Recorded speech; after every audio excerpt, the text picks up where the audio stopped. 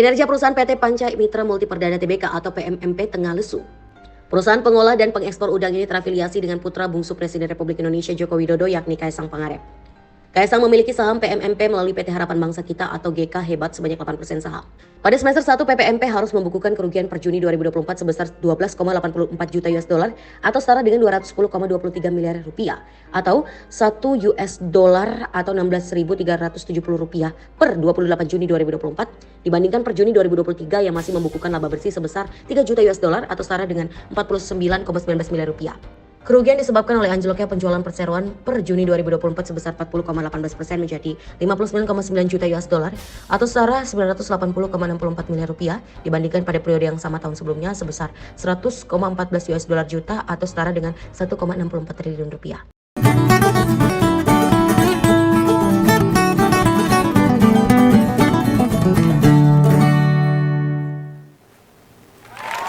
Wah, kemarin Om Begawan pas baca berita di medsos itu nggak kaget. Saya terkejut ini. Itu soal perusahaan udang. Ini saya mau ngomong hal yang berkaitan dengan usaha ini.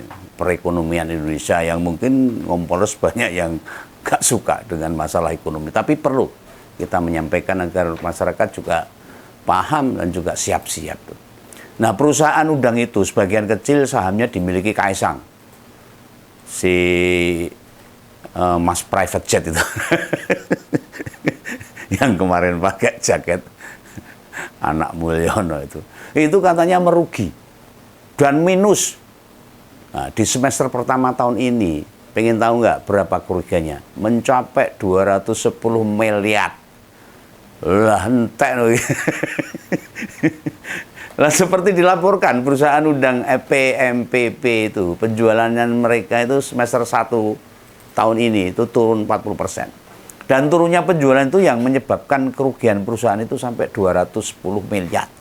Ya karena penasaran itu tak celacak ini. Saya baca literatur yang lain tentang perusahaan udang Kaisang yang merugi. Nah, faktor penyebab turunnya penjualan dan berdasarkan laporan Kementerian Kelautan Perikanan itu ada penurunan ekspor udang secara nasional di semester pertama. Jadi kabeh orang munggone Kaisang tok. Nah, kalau di persentase secara nasional penurunan ekspor mencapai 13,6% dibanding tahun lalu. Berarti perusahaan Kaisang lebih gede itu. Karena 40%. Padahal secara nasional kan cuma 13,6%. Nah, penyebabnya adalah karena tuduhan anti dumping dan subsidi yang mempersulit produk udang masuk ke negara tujuan. Sing gua alasan yo iso. Rugi kagian pola. Dalam pemahaman Om Begawan, perusahaan luar itu nggak mau nerima atau membeli udang yang terkait dengan anti dumping. Alias harga udang kita itu lebih murah secara pasaran dibandingkan negara tujuan. Mau lawong barang luar masuk harganya lebih murah. Ya karena kan mengganggu penjualan produk dalam negeri nek koyo ngene. Makanya impor udang kemudian dibatasi. Ora diglondorke wong kono luwih murah lho. Lah apakah pemerintah kita memberi banyak fasilitas pada para pengusaha udang dalam negeri? Apa karena usaha itu sebagian kecil sahamnya milik anak presiden? Mau dapat privilege. Ya entahlah ini yang mestinya diusut no. Dari Kementerian Perikanan dan Kelautan ini. Ya wajar kita jadi mikir macam-macam sebagai masyarakat yang suka dan mau membaca tentang perekonomian Indonesia. Model banyak keringanan ini, zaman Orde Baru wis biasa. Tahu loh itu. Usaha-usaha milik anak-anak Pak Harto itu banyak dimudahkan. Ora cengkeh, ora mobil, ora jalan tol. Itu menyebabkan harga barang bisa lebih murah. Namun, anak-anak Pak Harto mendapatkan laba seperti harga barang semestinya. Ini jangan bingung, ini gampangnya ginilah. Ibarat biaya produk gayung atau ciduk mandi itu kalau di produk harganya 1.500.000. Nah, karena menerima fasilitas dari pemerintah senilai Rp1.000, maka ciduk gayung itu kan harganya cuma 4.000. Tapi si pengusaha nerima tetap 5.000 karena adanya subsidi dari pemerintah gitu loh. Jadi subsidi itu yang mangan ora sing nerima ora rakyat, sing nampa pengusahane. Cilaka to iki. Ini pemerintah orang ngrujuk nggo kemudahan kesejahteraan rakyat malah nek ngene itu kan sing disugihkan pengusaha. Dan apakah yang terjadi di perusahaan si Kaisang itu juga dialami perusahaan udang lainnya? Lah sayangnya Om Begawan bukan ahli perdagangan lah. Om Begawan itu ahli apa ya ahli ngomong aja lah. suka mengkritik aja lah. Oh iya nih, semester 1 itu kan ada Pilpres tuh kemarin tuh. Apakah negara tujuan ekspor udang menilai politik Indonesia itu lagi tidak sehat? Mungkin lagi usir karena ada Pilpres. Makanya mereka kemudian mengurangi importnya. Nah, waktu itu media internasional itu menyebut cawapres Prabowo sebagai nepo baby atau baby nepotisme. Anak dari nepotisme. Nah, ngompol jadi mudeng loh sekarang. Soal politik dinasti itu loh, diperlihatkan juga di dunia internasional. Ini bisa menjadi pengaruh dari perdagangan, bisa. Hanya gara-gara Indonesia dikenal dengan KKN-nya, itu bisa mempengaruhi ekspor, impor, dan perdagangan lainnya secara global. Nepotisme itu menyalahi aturan, tidak tertulis secara internasional, dan tindakan itu tidak disukai oleh kalangan internasional. Kita kan juga sepakat, toh. Nek politik dinasti itu tidak masalah. Sepakat. Wah, keliru. Untuk jenjang negara berdemokrasi, salah besar. Lawang ekonomi dalam negeri jadi terganggu kalau hal-hal seperti itu. Karena tidak kompeten nanti akhirnya. Ya. Nah, apakah mereka selama ini menikmati berbagai fasilitas kemudahan dari semua sektor yang dilakukan? Fasilitas subsidi misalnya, atau fasilitas berbagai potongan. Baik untuk produk yang diekspor maupun yang dijual dalam negeri. Ini para pengusaha ini. Ini ahlinya ini yang harus ngomong. Atau pengamat yang harus mengamati. Yang bisa membuka tabir semua ini. Ya jujur saja lah. Dengan pemberitaan ini, Om Begawan jadi mikir. Mikirnya tekan ketinti. Bila fasilitas itu dinikmati semua pengusaha, tidak masalah.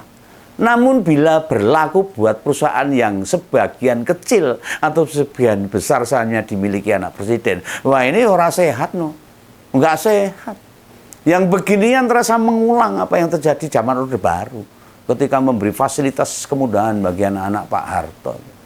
Malah zaman Pak Harto itu untuk mendirikan usaha media cetak aja atau koran. Itu akan lancar bila Rakitang Sidik sahamnya dikasihkan Pak Menteri Penerangan waktu itu. Pak Harmoko. Kalau tidak ada saham buat dia, maka perizinan usaha media cetak nggak akan di ACC, angel. Nah, balik lagi ke soal bisnisnya Kaisang. Om Begawan ini rodok penasaran, penisirin banget ini. Ini usaha udang ini gimana ceritanya? Kok tiba-tiba saya krungu, Kaisang duwe perusahaan udang apa duwe kolam ini? Nah, setelah saya cari-cari literatur yang berhubungan dengan perusahaannya Kaisang, ternyata pada November tahun 2021, si Kaisang itu beli 8% saham PT PMPP, sebuah perusahaan di bidang perudangan.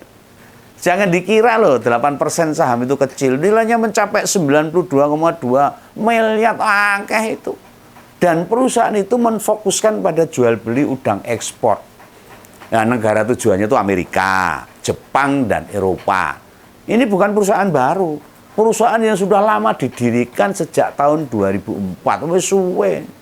Rupanya kerugian itu disebabkan karena turunnya penjualan udang mencapai 40%. Padahal secara nasional cuma 13,6% loh. Wah, ini berarti rugi tenan perusahaannya si Kaisang ini. Nah, aku mikir nih, bukankah yang sering diberitakan itu kekayaan Kaisang mau berapa itu 92 miliar tuh. Lah ini kerugiannya kok segitu 2 kali lipat lebih dari kekayaan si Kaisang. Nah, dalam dunia bisnis wajar nih. Hanya saja tentang investasi keluarga istilahnya di bidang perikanan. Itu tidak pernah dengar. Ujuk-ujuk aku krungu, gumun aku. Ini bukan perusahaan satu-satunya. Di mana Kaisang turut naruh duit di situ. Sama di Raffi Ahmad itu juga kerjasama. Buka usaha kuliner di BSD. namanya Rans Nusantara, hebat. Ya, terlihat betul itu usaha milik bersama. Sudah banyak orang seputar BSD mengunggah kondisi usaha kuliner itu sepi, orang rame, larang kok. Nah, meski malam minggu, ya rodok rame, ini hari-hari biasa sepi. Nah, si Kaisang ini memang mendirikan GK Hebat sejak tahun 2019 yang lalu itu. GK Hebat itu terdaftar atas nama perusahaan harapan bangsa kita. Harapan bangsa rugi terus. Wah, remuk bol-bol. Lah dugaan pegawan ini, dua huruf yang ada di GK ini berasal dari patungan kakak adik, yaitu Gibran Kaisang. Ini perkiraan begawan loh ini. Dan tahun 2019 itu si kakak mulai ajari adiknya buka usaha.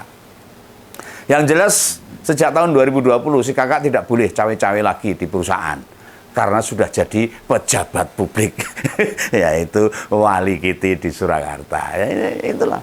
Ini Om Begawan jadi embuh ini kalau mikir keluarganya Pak Joko ini. Oke lah, kita tunggu aja perkembangan dari perusahaannya Kaisang ini. Akan kita kupas lebih detail di lain kesempatan. Itu ya. Salam Begawan, salam ngobrol. Dadah.